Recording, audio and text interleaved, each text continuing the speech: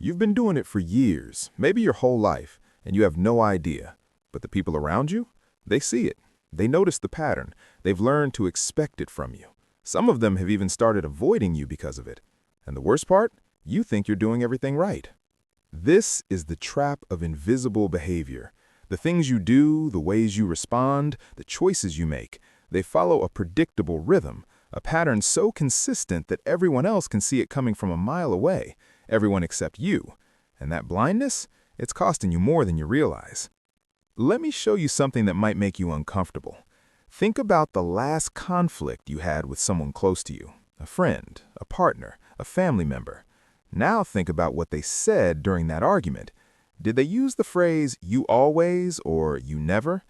Those two words are a red flag, not because they're attacking you, but because they've watched you repeat the same behavior enough times to predict it. They've cataloged your pattern. They know what you're going to do before you do it. And here's the terrifying part. They're probably right. Most people go through life believing they're complex, unpredictable, full of depth and mystery. But the truth is far more mechanical than that. We're creatures of habit wrapped in the illusion of free will.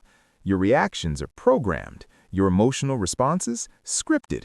The way you handle stress, rejection, criticism, success, it all follows a blueprint that was written years ago, probably in childhood, and you've been running that same code ever since, without ever looking at the source. But why can't you see it?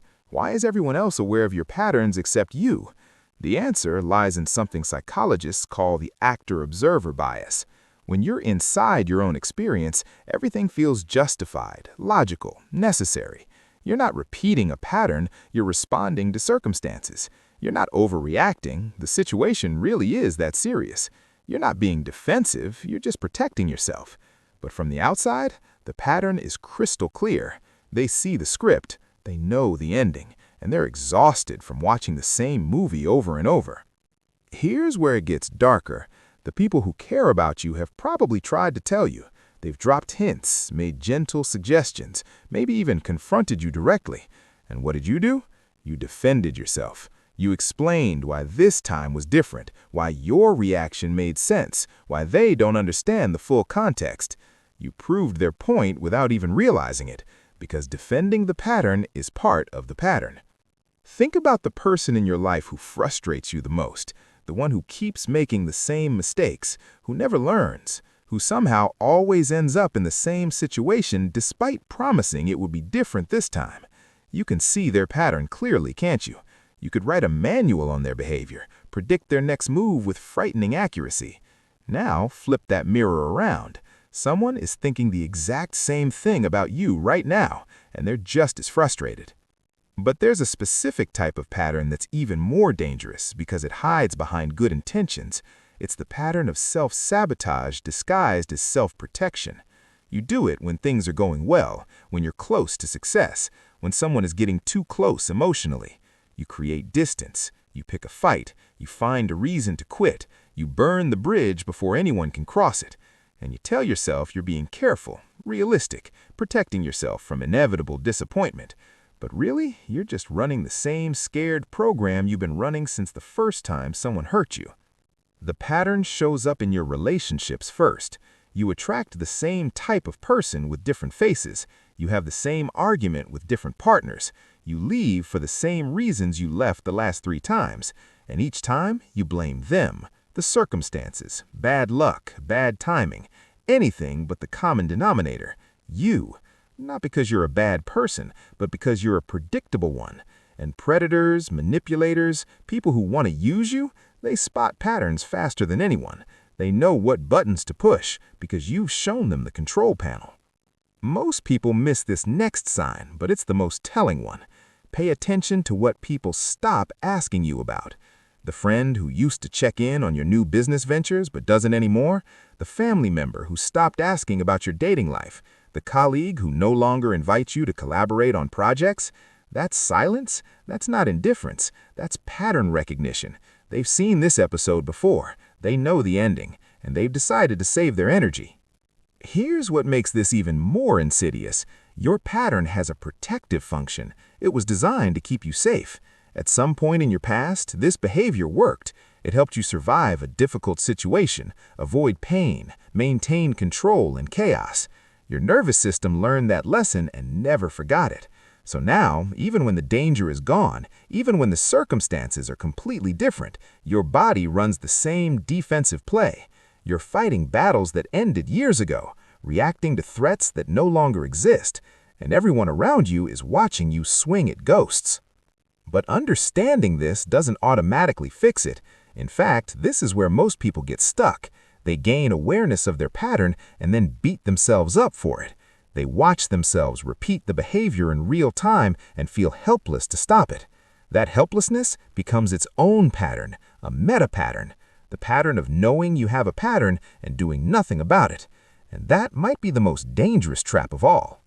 So what breaks the cycle? Not awareness alone, not good intentions, not promising yourself you'll do better next time.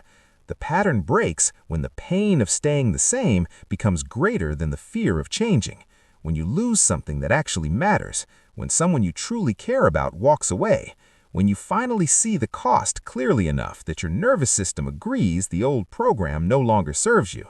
Change doesn't come from insight, it comes from consequences. But there's a way to accelerate that process without waiting for disaster. You need an external mirror, someone who will hold up the pattern and refuse to let you explain it away. A therapist, a brutally honest friend, a partner who won't enable your blindness anymore. Someone who cares enough to make you uncomfortable, because comfort is the enemy of change. Comfort is what keeps the pattern running smoothly, invisibly, indefinitely.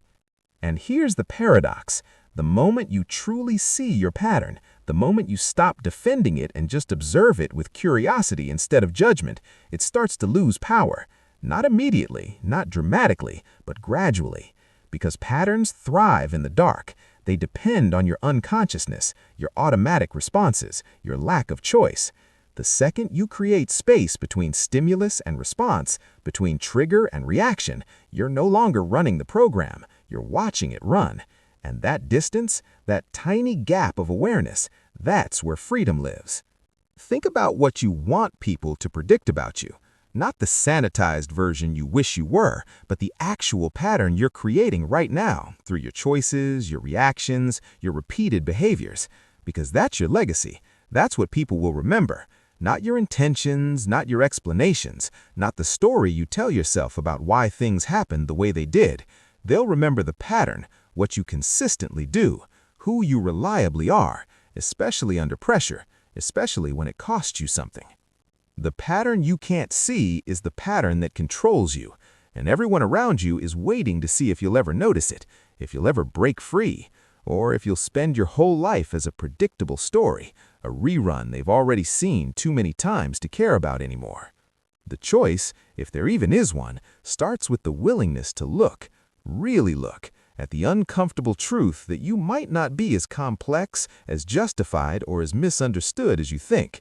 You might just be obvious, and that realization, as brutal as it is, might be the first honest thing you've admitted to yourself in years.